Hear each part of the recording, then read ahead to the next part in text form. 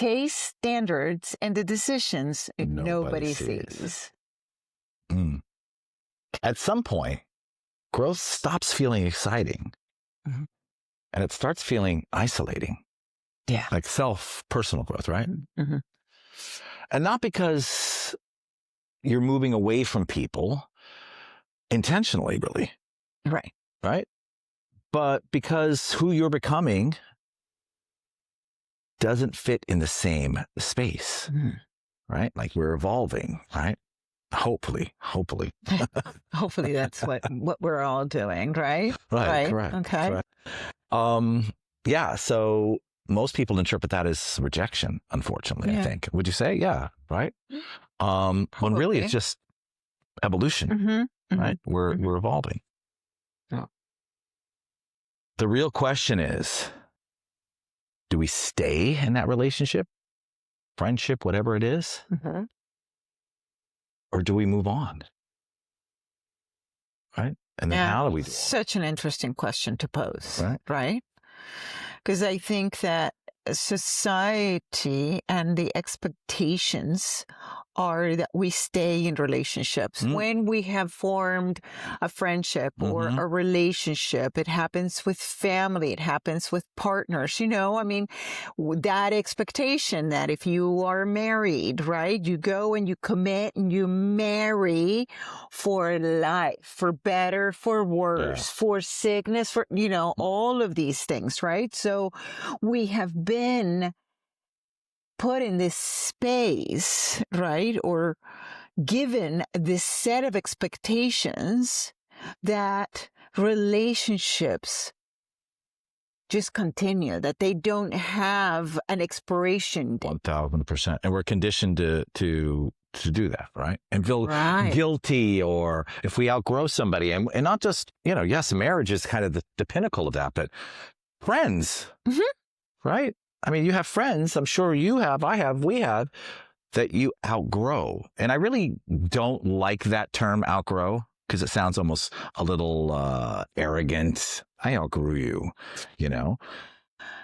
I mean, I could see how it can sound like that, but it's really more about, when you are growing within, right? Because everything that's worthwhile is going to be within us. For sure. Right? The luxury with all of exactly. That's our, basically our slogan, right? That the luxury in this life is not necessarily what you have, it's who you become. Correct. Right? Correct. So, which we are entirely in control of, by the way, who we become. Correct. So outgrow is that, right? Is we becoming somebody that's different now than the person we were before. Yeah. It's not outgrowing the people around us, it's we've outgrowing our own self. Correct. Right? Exactly. And so I don't see the word as a negative. I don't see a negative connotation from it, but I can see how it can be perceived as such, right? And I didn't just mean it in the marriage. I was just saying this is how society presents relationships to us, right? Yeah. It's just like a parental, a familial relationship, all of those things, I mean, I know that as a child, and even later in life, the saying, blood is thicker than water. Sometimes it's not. Agreed. 1000%. Right? Yeah. And so we have to get to that space and that place where our growth and our preservation and our changes have to be honored by ourselves and the people around us. Interesting word, honored. Yeah. Wow. Okay. That's how I see it. I see that when we are doing these things, that's all we're doing is honoring ourselves. And not in an arrogant way, not in a, because in today's, I think in today's society, there's a lot of entitlement. right? Yeah. I think entitlement's really quite prevalent these days. And, oh, I don't need you anymore, and I've outgrown you. And that almost can sound arrogant, entitled, but that's not what we're discussing here. Just clarifying. I don't think we need to be in a relationship. And I am a loyalist. So I'm going to contradict myself here. Not going to be the first time or the last. I am a loyalist. So I'm old school when I have family members, friends, because of the bloodline or the time we have spent together, the investment that has been made in time, it's hard for me to walk away from just a relationship, right? I really give people many chances. I'd like to talk. I like to work things out and really see where we're coming from. But I have recently come to a place in my life, especially from the Buddhist perspective, that you can love, you can honor, you can be kind to others, but you do not need to be in their company. You do not need to have a relationship with them. You can wish them good and kindness and move on with your life. Right. Because they are in an entirely different playing field. Whoever said we are all created equal, and I know quite well who said, we are not. Karmically, we are not. We're in different times and space in our lives. The continuum changes. So how can we expect to bring all these people with us, the same family members, like we are stuck with our family, right? But do we need to have relationships with them? And I don't mean that in a harsh way. I really don't. But, or friends or marriages or partnerships. No, if it's no longer working and you put the effort in and from a kind, loving place, say, it's time for me to move on. And that's tough. I'm not saying it's easy. It really is. So I think that we're all created equal has more to do with our physical bodies than the other part that we were really discussing, which is consciousness and spirit, right? Right. In a very vulgar way, and I hope that our audience doesn't, get offended by it. I always say, what is it? Tell me. It's that same thing. We're all created equal. We all eat, shit, sleep, and get dressed the same way every day. Cut, eat, shit, sleep, and bleed. That's the order that I, I've always learned it, right? Because those are the things that us as a human race, it's all the same, right? But I think that this outgrowing and this experience that you're discussing here is not about that, right? Because yes, we outgrow our family members. We outgrow other people. And let's not use the word outgrow. Let's go to we change and evolve in different directions than other people. Yeah. We may start out in the same space where we were very good friends. Let's say, like I went to boarding school, right? And so all of those people that I went to boarding school with, we were all in the same environment. We loved each other. We were very close. We were all of these things. And here we are 40 years later. Some of us have remained close to one another, and some of us have steered in different directions. And when we get together as a group after all of these years, there's all that love and respect and honor and all of those things, but there is no obligation to get back into those relationships the way that they were, because life has taken us into many different directions, right? And so if we think about this topic in the same way, right? That we get to know people, that they come into our lives, they touch our lives. We grow in one direction, they grow in another direction. We attempt to maintain the relationship out of the honor of where we were before, and it becomes uncomfortable, filled with silence. It almost feels like a waste of time to be spending time with people in that way. Correct. It's either a repeat of the same thing you've done over and over again, or it's a bunch of silences that don't add anything to either life. Agreed. It's not just about ours, right? It's either life. So are we trying to capture something maybe that once was a moment of time? I mean, a lot of times for my old club friends, I'm dating myself here, late 90s, early 2000s, South Beach, New York City clubbing, right? Had a great time. I don't regret it. Would do it all over again. And had wonderful friendships. Sure. But I have only a handful of people or less from that world that still exist in my life today that we have wonderful friendships. But the big crew that I used to hang out with and all of those people, when I occasionally run into somebody from that time in my life, which is rare because I don't really go out anymore, and I'm okay with that. Welcome to the third act. That sounds like a musical group. We should start a musical group, the third act.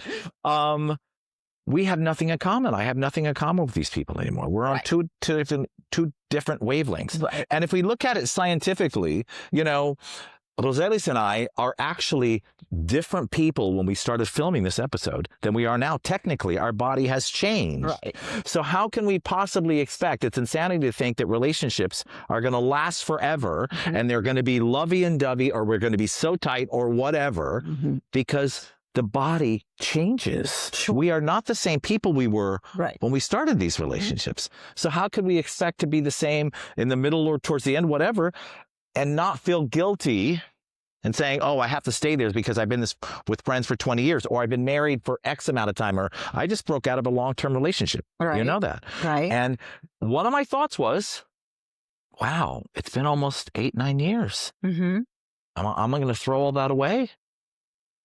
And then I caught myself. Interesting thought. Throw all that away. Correct. That was my very first thought. And then I thought,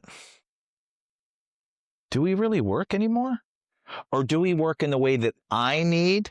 Right? I had to examine. I really had to dig down and examine what I needed now versus 8-9 years ago, because it's different.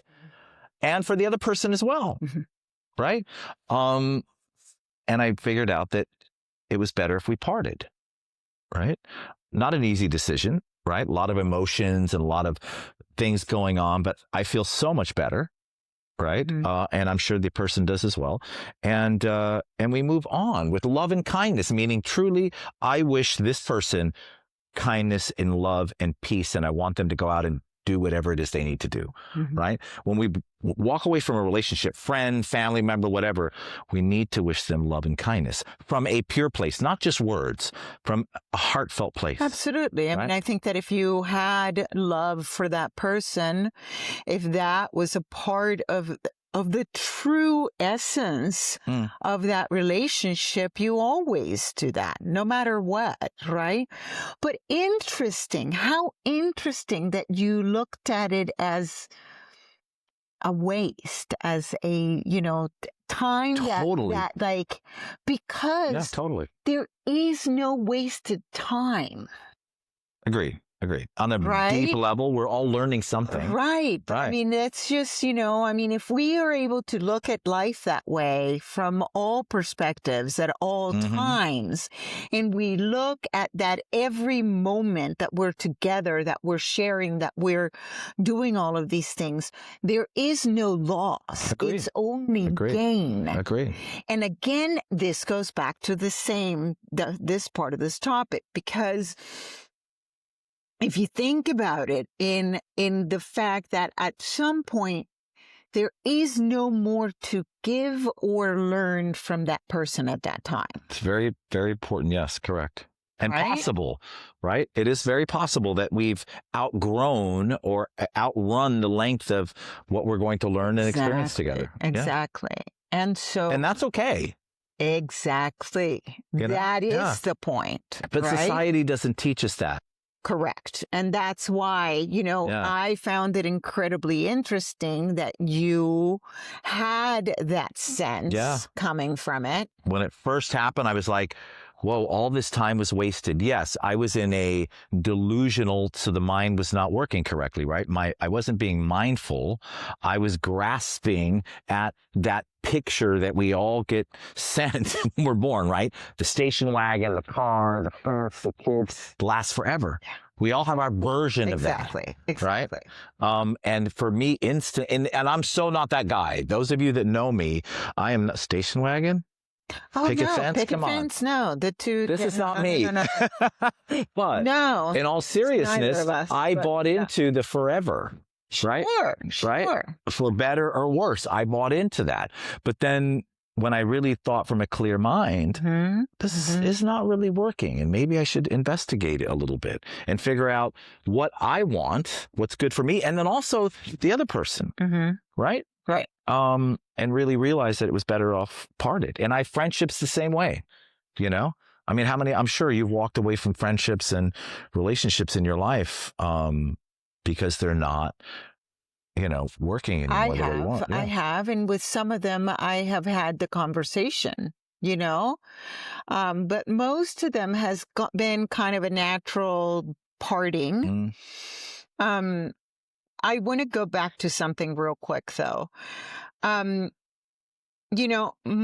Mario, my husband, partner, and I have been together. It will be 23 years in a couple of weeks. Wow. A long time. It's a very long time. And so you met when you were what, 5 years old? -5.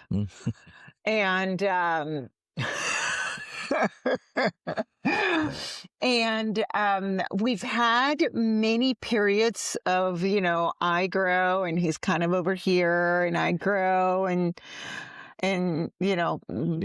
this kind of seesaw, right? Where one supports the other, like he went back to school and he was in school for almost 11 years.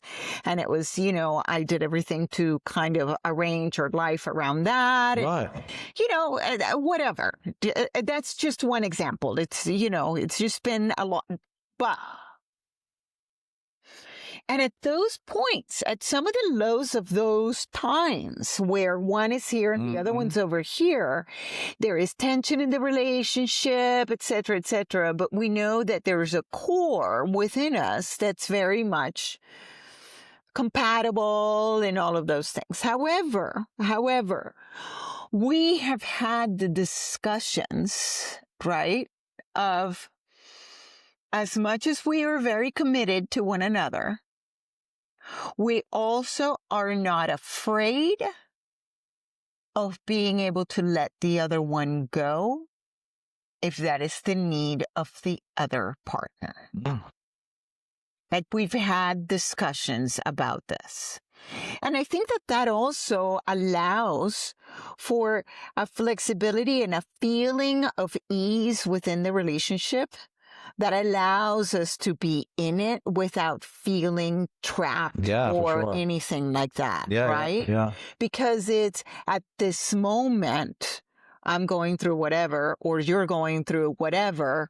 How can I best support you? Or do I just let you be in that space for now? And I think, at least for me, and within my experience, right, that sometimes if you're able to allow growth in that manner, then you can go a little longer. Yeah, I would think that's one of the keys to a successful partnership, relationship, even family members, if you could do that with, right? If you have that conversation to where there's trust and, really, but it requires a lot of that, right? Sure. It requires a heck of a lot of trust. So I felt that it was important to interject that for a moment because there was something you said about your letting go of that relationship that brought that. And I thought, it's interesting that I think has been a great piece that's allowed us to go through these phases of growth without fear, right? Yeah. Of losing the other. I mean, fear it's a big word, right? Fear, we all are living in fear of, again, the relationship not working out, my parents turning their back, my children, etc., leaving, all the fear that we deal with in all of these relationships, unfortunately. If we can just kind of let go of the expectation, right? Just let it go and be very clear with who we are, what we need, right? Which is super healthy, right? But not easy. Right. Because we have to be aware of that first before we can convey it to somebody else, and let go of the fear, and say, it's okay. I'm good on my own, by the way. I'm one of those people who I'm an only child. I was an only child most of my life. Whole nother story for a 2-year episode, by the way. Absolutely. But I'm good on my own. Sure. I'm really kind of cool with that. So when I got to that place in my relationship, my latest relationship, I was like, there was no fear for me to be by myself, right? I think there was fear on my partner's part to be by themselves, right? At least for a while, right? And we got to let that go, right? Because that's not serving anybody. I really recommend, at least for me, to not be in a relationship with any other living being for the sake of the relationship, right? I mean, who wants to be friends with somebody and them dragging you down and you're like, okay, bro, you're so heavy, or whatever the case may be. And yes, there's the little Buddhist in me that wants to help everybody, right? But at some point, I'm like, bro, I'm drained. And I wish you love and kindness, all of it. But I cannot be in this relationship anymore. Right. Right? Right. So, I completely agree with not being in fear of being on your own, because I think that also allows for the freedom of exactly what we're talking about, right? When you go into a different direction and you tend to stay in something is out of fear of being on your own. Or Yeah. I mean, that 5-year-old that met my husband 23 years ago was really 38 at the time. And at that stage, I had lived alone since I got out of boarding school, basically. Right. I had a roommate for like a couple of years one time and another 1 year and somewhere else. But besides that, I had been on my own, like singly on my own all those years. Right. And so that I think also, makes up for it. But I want to go back to the real basis of this topic, right? I mean, I'm not saying that this isn't the real basis of the topic. I'm saying how do you stay? How do you make the decision to stay? Because I don't believe you should, but it's up to anybody what they do, right? And if you stay, what are you sacrificing? And if you go, how do you go? Because again, the idea here is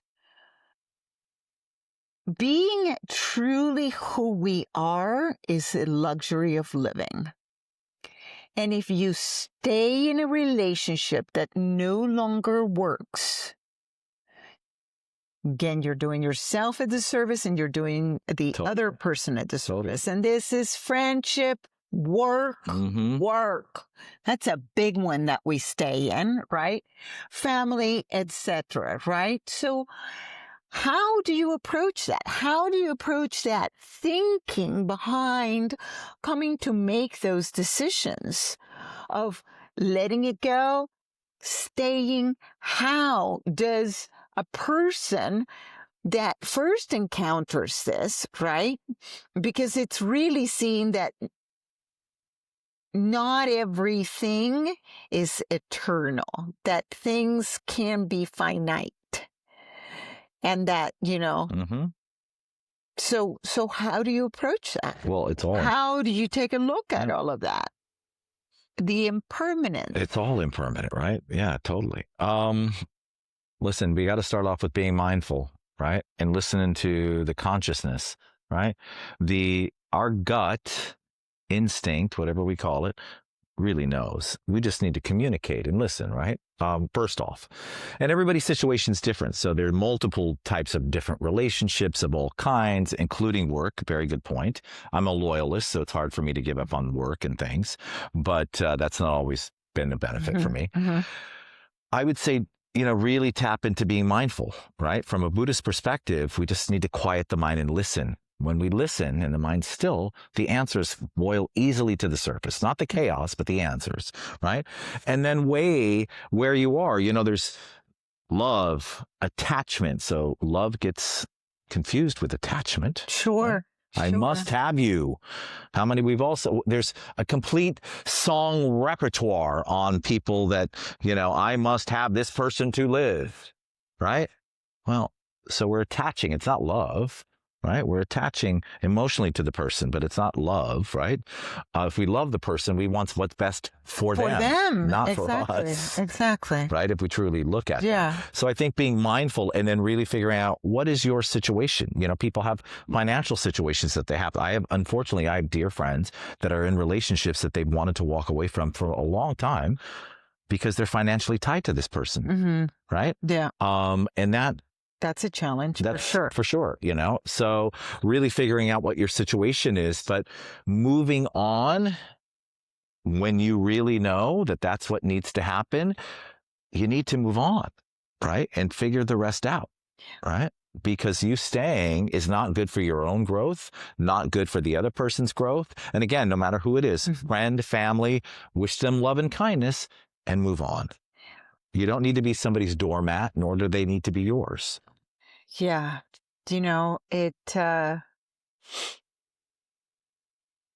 I think it's so big, such a big statement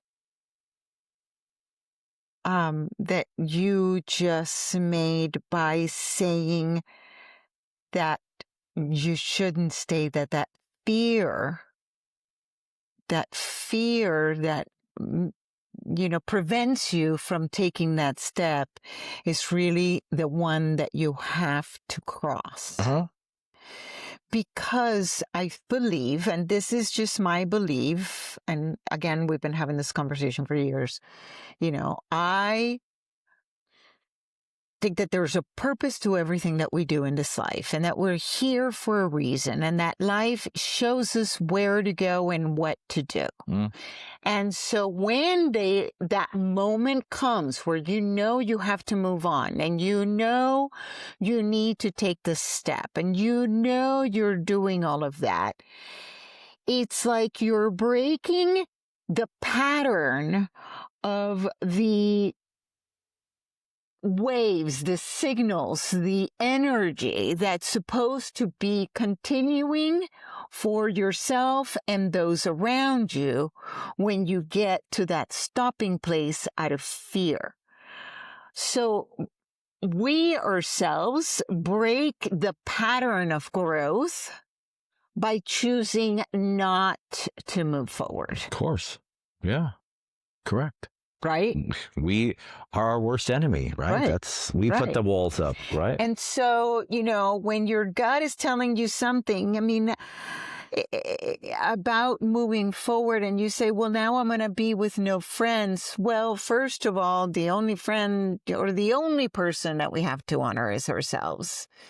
We get up to ourselves every day. The only person that's going to be with us for life is this apparatus that we inhabit today, right? Correct. So, and then we are, the fear of financial insecurity. I think that that's a huge one, and that we all go through it in one way or another. Yeah.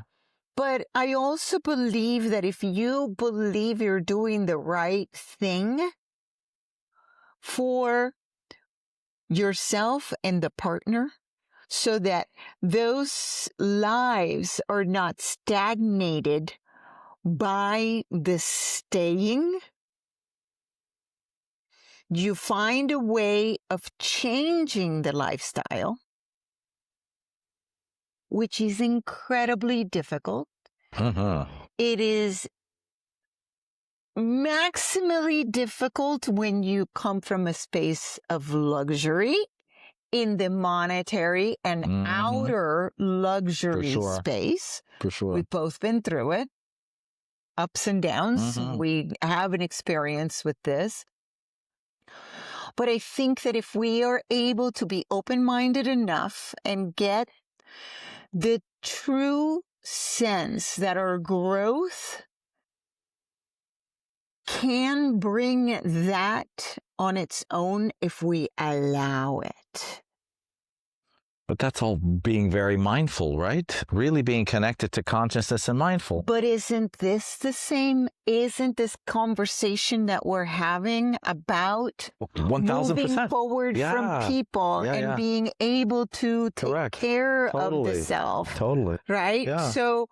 So when we're talking about those situations, and I'm not saying that I haven't been in those situations, because of course I have. There's been that fear. Oh my God, I can't go. I don't want to do this. I want to stay, but I want to be over there, but I want to be over here. Sure. Mostly in business is where I've done this. You know, it's like, oh my God, but no. And da-da-da-da-da. And when the one that I'm holding on to for fear of financial insecurity again has to go for whatever reason, the other side always ends up being better than the one that I was hanging on to, because I was afraid of losing. Yes. I can say exactly the same thing, really. You know, I mean, I think you know this. So I used the word loyalist already a couple of times. I can't help it. You know, I love change, but I don't do it a lot, right? And every time the universe has pushed an employee, a project, a partner, whatever it is out of my life, something better has replaced it. Right. I've been blessed down that track road. Right. But I do hang on. I stay too long at the fair. I love that expression. Because every time I haven't, especially with people that I work with, and they've gone, or I've had to fire them and I've held on too long, the person that walks in the door is like a breath of fresh air. Right. So I do believe in moving on. It's just, I don't have the best track record of moving on. So then this, you know, the question is, it remains, right? It's intellectually, when we look back at the experiences, we know that moving on is helpful. Correct. And healthy. Yeah. Absolutely, 100%. And what I mean by helpful is that when our body, you say, is, you know, meditating, right? And gut instinct, I always think of it as that too, right? Like I feel like a full physical, I can't move in that direction anymore. And I don't listen to it, because in my head, I'm like, oh my God, but if I do this and I close that deal and I make this and da-da-da, and then I can put the money over there and da-da-da-da-da, and then the deals fall apart. Unfortunately, yes, I know. And then I end up with like nothing, right? Had I not pushed past that, something else would have come my way. Correct. Because if I look back at my track record, right, or the trajectory of my life, I've been very, very lucky, blessed, you know, just really, really, really, really. And I'm incredibly grateful for the experiences that I've had, because they've all led to this being this way. But if I stay on that... They all led you to me. Look at that, and to us here. Exactly. You know, if I look at it in that sense, right, in the sense that time and time again, it's proven that that is the healthier choice. And I believe also... Moving on. Yes, absolutely. And I believe that, you know, there's many people that say, but I don't have that luck, and I don't have that thing, and I am not blah, blah, because I don't have that happen. And my response is, it's not that you don't have that happen, it's that you never take the step to move forward. Yeah. And it might be crass, it might be rude. But again, being mindful, right? But it's that same thing. It's that same idea. Because I believe that universally, we all have that same trajectory as the experience of our life. and maybe I'm delusional. I know that you think differently, but I, in my delusional mind, based on my personal experiences, right? Right. Think and believe, truly believe that if we do that, if we accept, because acceptance is a big part of this, right? If we accept that what's happening at the moment is not correct because it doesn't feel right, and I'm not saying erratically or impulsively or anything like that, but with introspection and visiting how you feel and how it feels and what it's done and all of those things, not for years, but for a moment or a time. Right. If you move forward as life is guiding you, as life is pushing you to go in that direction, you are going to be able to overcome the same thing that you are fearing by taking that step. 1,000%. But tell me, we are not all on the same trajectory. I'm not going to get into karma in this particular session, but we will eventually. From if from the Buddhist perspective, previous lives, we have all planted seeds doing different things, great things, bad things, indifferent things. Those seeds ripen throughout this lifetime and future lifetimes at different times, right? And maybe one consciousness that planted seeds a long time ago needed to learn many lessons in order to have an open mind, to be able to connect to consciousness and hear it. I mean, we both know people, intimate family members, that don't know how to connect to the consciousness, that don't hear it. Right? Absolutely. It's not that it's not there. They're just not there yet. Right. Right. So, and it may not happen in this lifetime, guys. Right. So we all don't have the same opportunities. Right? You ever notice that we say that some people just, my mother used to have a saying, you can go to the tree and pull money from it. Money tree, right? Not everybody has that ability. Not everybody has that luck, that joie de vivre, whatever it is to do that, right? And that is karma, right? So we're not all on the same track, right? We've all had things that we have to learn and opportunities that come to us that we don't see. Why? Because we're not ready to see them. We don't see them, right? You and I and our listeners may have experiences in life and be blessed to say, oh, I saw that opportunity. I picked up on it immediately. And others walk right by and don't see it. And that is karma because they're not meant to see it yet, right? There's a lesson to be learned that they're still in, right? So... But then the same thing occurs over and over again. Of course it does, until we learn. What we do not learn, we are destined to repeat in this lifetime or the next. Right. It just is. It's the law of attraction. It's not woo-woo. Every step creates a reaction. Everything we do, we make a left turn, it creates a reaction. That's what I'm saying, right? That if we look at it from that perspective, right, and we're able to look at life, and I see what you mean. I clearly see it. I clearly see it, and at the same time, I want to put my horse blinders on and be like, no. If you are able to look at your life from a clear perspective, that you can be honest with yourself, you can take a look at these things and blah, blah, blah, blah, blah. But I understand that you're saying that not everybody has that ability. We have all had people in our lives that can't do that, right? I buried a parent that I had a very tumultuous relationship that I loved and hated at the same time. And unfortunately, she never saw me. She never saw the love for herself and the kindness of herself. She wasn't able to do that. And I came to peace with it because after, getting into Buddhism and seeing from the Buddhist perspective, it wasn't her time to see that. The soul, the consciousness that was there still was moving on. And maybe the next lifetime or the next 1,000 lifetimes, it will be in a perspective where it's all-knowing then.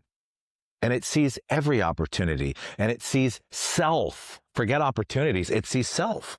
So you're saying that none of this, in your perspective, in the Buddhist perspective, you're saying that none of this can be learned or acquired in this lifetime. Yes, it can. Well, okay. I didn't. I'm sorry. I jumped in. I didn't let her finish your statement. Sorry. Okay. I got excited. Sorry. Because I believe that you can learn it. That you can in this lifetime change that trajectory in this lifetime. Absolutely. 100%. And so that's what I'm saying. So when you're faced with this situation that, you know, what did we start out with, right? We started out with outgrowing a right? relationship. A relationship. Right. So we're still on topic in a different, you know, from a different perspective. I brought karma in. I'm sorry.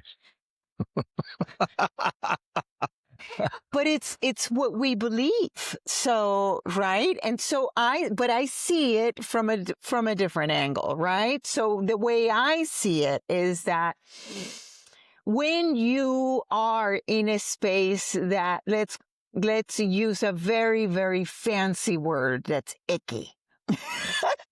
Fancy and icky. Wow. Okay, let's do it. You're in a place that feels really uncomfortable, that feels really bad. Again, it can be with family, with friends, with that, or just even with just yourself, right? Which is mainly where that happens. It's mainly with self. Right? Yeah. Where you're like, ooh, this isn't right. It doesn't matter where you are in the socioeconomic space of life. At all. You can take a look at that. I don't feel great. I am not in a good space. Why am I thinking negative thoughts about myself, right? And try to look at something good. Try to look at somewhere where you can be grateful for. Even if it's that you 1,000% had I know this sounds silly and it's probably that you happen to have an umbrella in your bag and it suddenly started raining when it was supposed to be a sunny day. Oh my God, look at that. You know, I had an umbrella. I was able to cover myself. I mean, I know but it's that idea in the big picture, find right? something positive. Yeah. So you find something positive, something to be grateful for, and you find a tiny little pinhole of light within all of that you can follow. And I firmly believe that you can change your life if you do that. You totally can. So let me back up. I am not saying that one cannot, from the Buddhist perspective, find their way, find love and kindness and awareness in a lifetime. We can do that, right? And it's a big topic maybe for another discussion because it has to do with karma and mindfulness, right? But so we can in one lifetime. It is absolutely possible. Unfortunately, there are human beings out there that have so much shit covering their gold, who they are. There's so much of life stuff that has happened and on top of them that they are not mindful, right? You mentioned, a positive thing of finding an umbrella. We should be blessed every morning when we open our eyes. We have reached the human realm yet once again, which is full of possibilities. Every day is a new birth. But see, every day. It's full of possibilities. Correct. That's exactly what I'm talking about, right? But not everybody sees that. So, okay, I understand that. But when we go back to exactly this topic that we're talking about, right? When we get to that space in a relationship, in a situationship, in whatever that ship is that we need to ship out from, right? Why do we stay in it? Is it societal obligations, expectations, all of those things, right? Yeah. How do we examine that so that we can be blessed enough, privy enough, take advantage of that, which is an opportunity. Totally. Right? Yeah. And move forward. And if we choose to stay, that we are cognizant of the repercussions of staying within something that serves us no longer. I mean, I think if we're questioning this at all, right? If you are in a relationship with any living being, the dog, a living being, right? Right. And you're questioning the relationship. Well, for one, there's awareness. Because if you weren't aware, you wouldn't question it. You would just be, right? So that is the first thing that you're going to be like, okay, there's something going on here. You're questioning the relationship. Just investigate, be aware of that. What am I questioning, right? Once I think we open that door and we're cognizant enough to open the door of awareness to what's happening, then we can kind of dissect what's really going on, right? Like when my partner came to me with having an issue with the relationship and I was so busy chasing other things, then the awareness came on and I was like, oh yeah, I remember this. I've had this dialogue a few times with self and I kind of just put it off to the side. So I just sat with it, right? And kept going through it. And then, clearly decided we need to part ways, right? Or with friendships. I've limited my time. I have another dear friend, we'll go nameless, and I limit my time with this person. I love them dearly. Great human being, right? And I do still enjoy them in doses. Not, I can't be there all night with this person. Right. Because, and that's okay. And when it gets to the point, which it has over the years, where I really needed to be out of this picture completely, I just pulled myself out and still thought of this person in a loving, kind way, but I didn't need to be in the relationship anymore. Right? And I felt so much better. Right? So yeah, I think number one, if somebody is questioning a relationship and something comes up, then obviously that is the first sign that something's going on. Correct. Right? If we're not aware of it at all, then we're not connected and we don't know. Right? But that's the first step, is we have to have that awareness and say, oh, this isn't kind of working the way I thought it was going to be, or whatever it is. And then take that car ride and really dissect it. Right? And both emotionally and intellectually, they have to connect. Right? And, there's that, because you just brought me back to the impermanence, right, of things. And then I thought also about, those moments where your lives can go parallel. And again, this is in all types of relationships, including business, right? Where you can go parallel with something and then land back on it again, right? Because you separate to do the work, the life, the growth, the experiences that you have to have. And then you, again, need to reconnect for whatever reason. Life, energies, whatever, bring you back to experience them again, right? And I think that where I think of all of these things as opportunities and all of these things as good things, don't get it twisted. I have been in places where I have cried about having something change in my life because I expected it to be there forever. But I was younger. Sure. I was, I didn't really understand or internalize the fact that things always change, right? It was more of a black and white view of you come in, you stay, and that's it. And I love to do the same thing. I mean, I've had the same person that helps me around my house for 14 years. I had the same hairdresser. So you're a loyalist. You do it. Yeah, I got it. Yeah. You know, my closest friend has been my best friend for 35 years, right? But we haven't outgrown each other.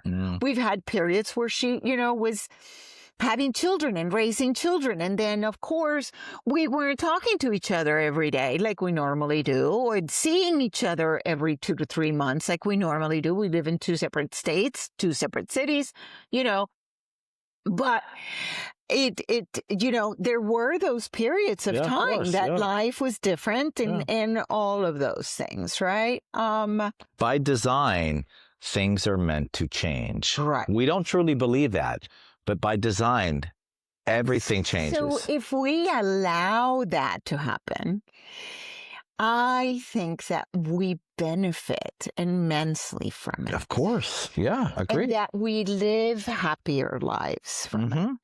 But I think that us sharing this is really about being able to let people know that if they're going through something like this, they're not alone. Totally. That they're all part of growing. And that as we evolve and we learn, and if we are able to take a moment back and take a look back at that stuff, right? And really internalize, again, where the luxury lives. Right. Exactly. Right? You mean it doesn't live at Bergdorf's? Well, that's the other luxury. But if we're able to internalize that where the luxury really lives, then we are able to let go. Yeah, for sure. Yeah. Instead of being attached to remain something that doesn't. Right. Because I think we really, I'd really like to say this and it sink in. We must realize the difference between loving somebody and wanting to be in a relationship and being emotionally grasping and attached to it. 2 separate things entirely. Right. When we let go of the attachment to it, right, which is the grasping expectation, all of that stuff I must have for my good, then we can let it go. Right. Right. Because I think we also have to think about the other person, right? Because it's very selfish of us. Correct. To not want to let go because of our fear or because of the loyalty of the societal expectation of all of those things. Because if we are latching on to that, we're not letting that person go and grow on their own. Correct. It's a very selfish move to actually stay when you feel like you need to go. Excellent point, leading into grief. If we talk grief, a relationship with grief. Yeah. We lose somebody, usually through death, right? A parent, a child, whatever the loved one is. I'm not saying don't grieve, but from the Buddhist perspective, this is a beautiful time. The consciousness has moved on. It is experiencing a whole new life now. And if we really love this person, we want that for them. Because if they're on the earth, and we won't get into nature of suffering, but if they're on the earth, this cycle continues, right? And if we want them to move on and be better, right, whatever that is, then we should be happy and joyous. Right? Instead of making it about us, what I no longer have, what that person no longer gives me, instead of saying, I want them to go and be blessed, whether it's a relationship now or a death, right? Go and do you. You know, the old adage, it sounds like such a cliche, but if you love it, set it free. Yeah. 1,000%. Yes. That's exactly what this is, right? So simple, right? Such a very simple thing. Correct. That we, we forget about all of those. So I think we should wrap it up. Do you have anything else on the topic that you would like to, expand on any further at this time? I think we've said a lot, but I'm going to go back to it. Love and kindness, right? Wish all living beings love and kindness, because truly, from a good intention place, not just words coming out of the mouth, but from the heart, and just move on. And that's it. So I'm in full agreement with you. I think we've said a lot. We hope that's that you've heard something that you can identify with and that you relate to. And we like to close the episodes giving just one small, thought, if you will, for the week, right? So this week, notice a relationship where you feel obligated to remain and know that you don't. This is SeamNotes, coming to you every Wednesday. Thanks for joining us.